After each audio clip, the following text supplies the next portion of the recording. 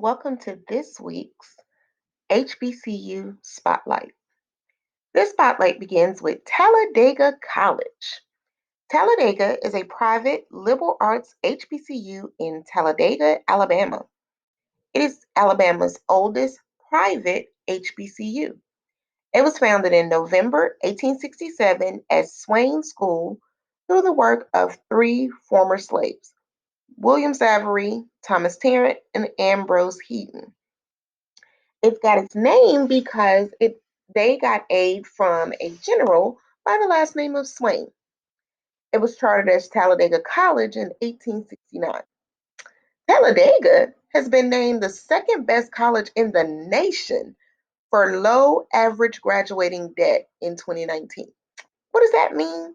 That means that the students tend to graduate with not a lot of student loan debt or anything like that as a part of their college experience. The institution offers 17 degree programs, and as of the fall of 2020, their enrollment was about 1,300 students. Talladega has a very interesting thing on their campus. In their art museum, they have a mural tribute titled La Amistad. This was based on the famous slave ship mutiny where the incaptured slaves rose up against their captors and took over the ship. This mural is so sacred, and they have a mural that's in the floor of the museum, and the students are not allowed to walk on it. That's Talladega College.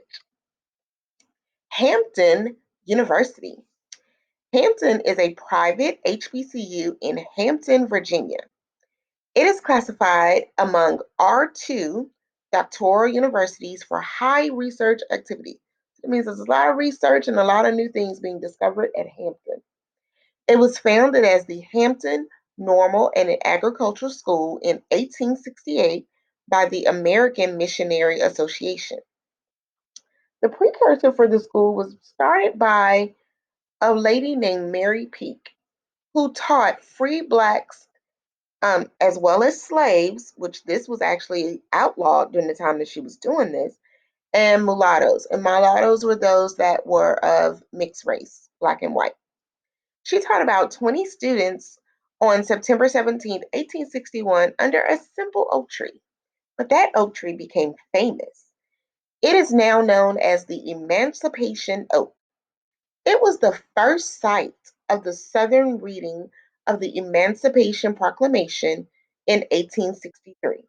And if you remember something from history, the Emancipation Proclamation is what was signed to free slaves. That Emancipation Oak still stands on the campus of Hampton to this day. The school became a college with the name Hampton Institute in 1930 and was officially changed to Hampton University in 1984. One interesting thing about Hampton is they began a Native American education program in 1878 when about 70 Native Americans arrived to the area, and Hampton sought to help them learn. They operated this program until 1923. On February 11th, 1960, a group of Hampton Institute students were the first in Virginia to stage a lunch counter sit in to protest segregated businesses. And if you remember anything from these videos that you've been watching, then you know that 11 days later, students from Virginia Union also staged lunch counter sit ins. Hampton University has 10 accredited schools and colleges, which are more like divisions of the school. As of 2020, Hampton offers 50 bachelor programs, 26 master's programs, 7 doctoral programs, 2 professional programs, and 10 associate and certificate programs. Hampton consistently ranks among the top 5 HBCUs in the nation, and it has the second highest graduation rate among HBCUs. It is the first and only HBCU to have 100% control of a NASA mission. Pretty cool.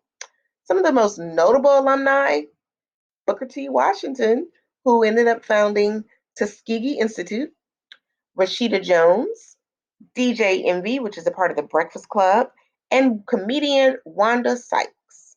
Hampton University. Claflin University. Claflin University is a private HBCU in Orangeburg, South Carolina. It is the oldest HBCU in South Carolina. It was founded in 1869 by Methodist missionaries, and it was named in honor of Lee Claflin, who was a prominent Methodist layman and also named after his son, who was then the governor of Massachusetts. Claflin offers bachelor's and master's degrees through four schools. They have the School of Natural Sciences and Mathematics, they have the School of Humanities and Social Sciences, School of Business, and School of Education. Dillard University, one of Louisiana's own. Dillard is a private HBCU in New Orleans, Louisiana. The roots of Dillard can be traced back to two predecessor institutions. So you had two schools, you had Straight University and you had Union Normal School. Straight University, which later became Straight College, was founded by the American Missionary Association on June 12, 1868. This school offered professional training for students, and it also had a law department that operated from 1874 to 1886. Union Normal, which later was called New Orleans University, actually operated a medical department, and they had a school of pharmacy and a school of nursing, which operated from 1869 to 1911. The School of Nursing then moved to the Goodrich Hospital and became a part of the Goodrich School. New Orleans University and Straight College merged in 1930 to form Dillard University. They named it for James Hardy Dillard, who was a distinguished educator for African Americans. Dillard is a great academic school. They offer a Bachelor of Arts, Bachelor of Science, and Bachelor's of Science in nursing degrees in over 35 majors. The university is a member of what is called the Council of Undergraduate Research and the National Council of Undergraduate Research. Being a part of this council allows them to offer several different grant programs, which provides money for students while they are going through college, helps them pay their tuition or buy books. Dillard also has dual degree programs in multiple disciplines with a few other institutions such as LSU, Tulane, Columbia University, Texas Chiropractic College, and Western Michigan University. Another cool thing about Dillard is they have a partnership with Ross University School of Medicine to allow scholarships for medical school. Qualified students that attend Dillard can get automatic entry into Ross University with also a scholarship. The first African American governor, which he was not technically elected, he was appointed, PBS Pinchback, graduated from what was then Straight University in 1885. And something else that is not on the slide, Dillard has what is called the Ray Charles Program. Ray Charles, upon his death, had stipulated that a $1 million endowment be established at Dillard University to help with tuition costs for students. Tougaloo College. Tougaloo College is a private HBCU in Tougaloo, Mississippi. It is affiliated with the United Church of Christ and Christian Church called the Disciples of Christ. It was actually established by the American Missionary Association of New York. It was established for the education of freed slaves and their offspring. Initially, the school was more like a high school where it provided basic education for freed slaves that had never been taught before, and it also included training of future Black teachers. In 1873, they added a theological department to teach students interested in becoming ministers, and they also added an industrial department to help teach those students that were interested in farming techniques. Tougaloo was a state teacher training school until 1920 when the college stopped receiving aid from the state. College credit courses were first offered in 1897, and the first bachelor's degree was awarded in 1901. In 1954, Tougaloo merged with Southern Christian Institute, and initially they weren't still called Tougaloo, but those alumni said, nope, we want our name, and so they retained the name of Tougaloo College.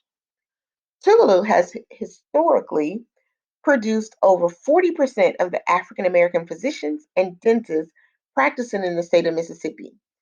More than one third of the state's African American attorneys and educators graduated from Tougaloo. Tougaloo is ranked number 12 among HBCUs in the country as of 2018. Benedict College. Benedict College is a private Black liberal arts college in Columbia, South Carolina. It was founded on December 12, 1870, on the land of a former plantation by the American Baptist Home Mission Society. They actually used the big house as the first schoolrooms. The first class consisted of 10 freed men. Benedict College was then chartered as a 4-year liberal arts college by the South Carolina legislature on November 2nd, 1894. The school has steadily increased its enrollment over the years, and now it has close to 2,000 students enrolled. It offers 25 degrees from 12 departments. The school also offers a continuing education for what we consider non traditional students. And these are students that are older and that are coming back to try to get some type of training, educational training. The college participates in lots of sports. It sponsors 14 varsity sports, and it includes sports like football, basketball, baseball, track and field, tennis, softball, and volleyball. Benedict's tennis team actually won the conference championship in 2015. Alcorn State University. Alcorn is a public historically Black land grant university in Lorman, Mississippi. It was established as Alcorn University as the first land grant college in the country. So at this time, they had white land grant colleges, which the state basically paid for and provided the land for schools. And then around this time, it was said that they needed to provide the same for African American students because those students were not allowed to attend the white universities at that time. So this school was started for Black students in response to those laws at the time. Alcorn was initially only open to Black males, but they began admitting women in 1895. The name was changed to Alcorn Agricultural and Mechanical College in 1878, and vocational training. It focused on vocational training to prepare students to be farmers. The school was renamed Alcorn State University in 1974, and by this time, it was a true diversified university that offered different degrees and as well as graduate programs. Alcorn is accredited with 7 schools and degree programs in more than 50 areas, which includes a nursing program and a Master of Business Administration program. The school consistently ranks among the top 25 HBCUs in the nation. Alcorn is the only HBCU in Mississippi with what is called a comprehensive nursing program. And what that means is that this nursing program offers both 4-year bachelor's degrees in nursing, but it also offers master's degrees in nursing as well. Alcorn participates in NCAA Division I level sports in the Southwestern Athletic Conference, known as the SWAC. The football team had a lot of success in recent years as they can boast 4 SWAC championships in recent years. Some of the notable alumni include Medgar Evers, which was a famed civil rights leader. Michael Clark Duncan attended Alcorn, and you may know him from the movie Green Mile, as well as famous NFL football players Steve McNair and Donald Driver. Paul Quinn College. Paul Quinn is a private, historically Black Methodist college in Dallas, Texas. It is the oldest historically Black college west of the Mississippi River, and it is the nation's first urban work college. What does that mean? What is an urban work college? And work college is a school that requires students to work while attending school, and they incorporate their work experience into their college experience. It was founded in 1877 and it actually was in Waco, Texas at the time. It was founded by a small group of African American, African Methodist Episcopal preachers, and it was called the Connectional High School and Institute. The purpose of it was educating freedmen, which this should be a theme by now that we see that a lot of schools were started to educate those slaves that were being freed at this time, as well as their children. The school was renamed Waco College and it focused on teaching trades such as carpentry and blacksmithing. In May 1881, the college was chartered as Paul Quinn College. It relocated to Southeast Dallas on the former campus of Bishop College in 1990. Paul Quinn is one of only 8 work colleges in the nation and is the first to be established in an urban environment, meaning a city environment. In 2016, the school implemented the African American Leadership Institute to address economic development, educational, public policy, and leadership development in the North Texas African American community. Also, in 2018, Paul Quinn opened a work program expansion site in Plano, Texas. Starting this year, 2021, Paul Quinn will house what is known as an international baccalaureate school on its campus for students in grades 6 through 12. This international baccalaureate school is in conjunction with a school that was established in Geneva, Switzerland, and it allows a boarding school type experience for students in those grades. University of Arkansas at Pine Bluff. This is a public HBCU in Pine Bluff, Arkansas.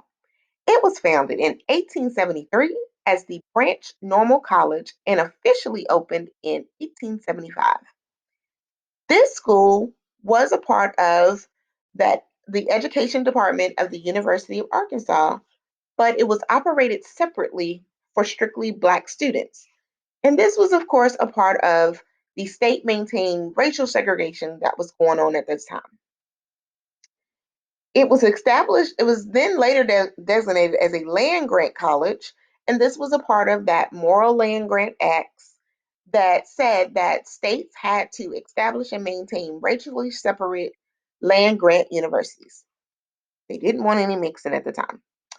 In 1927, the school severed its ties with University of Arkansas and they became the Arkansas Agricultural, Mechanical, and Normal College. Long name, right? Imagine having to cheer that name. They shortened that to Arkansas AM&N. Arkansas AM&N actually rejoined the University of Arkansas system and became University of Arkansas at Pine Bluff in 1974. UAPB is the oldest and largest HBCU in Arkansas. It has a very interesting program. This program is called Aquaculture Studies. So it started this research program since 1988, and it even offers a PhD in aquaculture and fisheries. Really cool, right? UAPB is divided into 8 academic divisions and it is fully accredited by the Higher Learning Commission.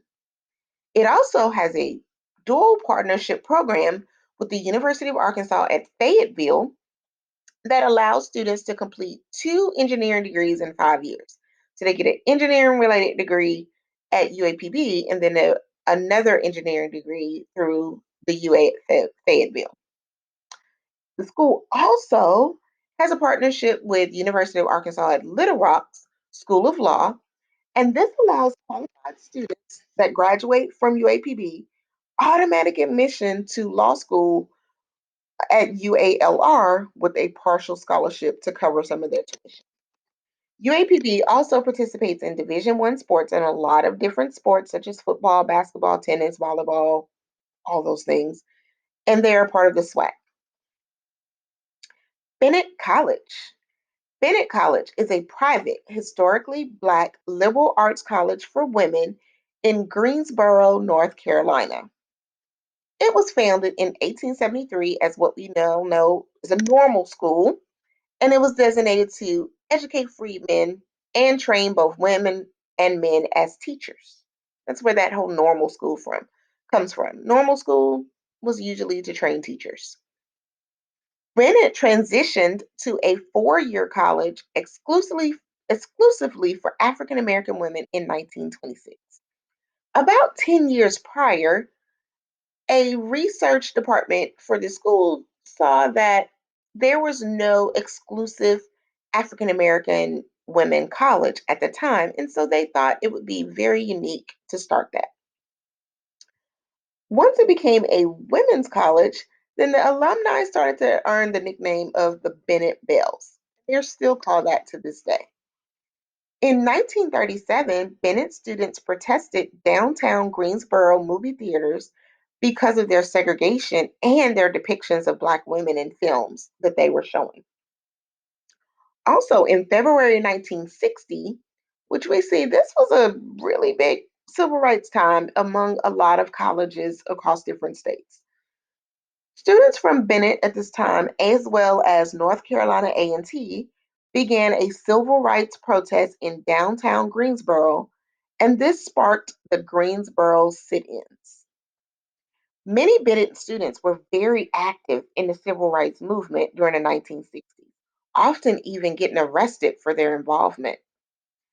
But the school actually worked with them even so much as bringing the students their classwork while they were in jail because they knew that these protests were very, very important during this time.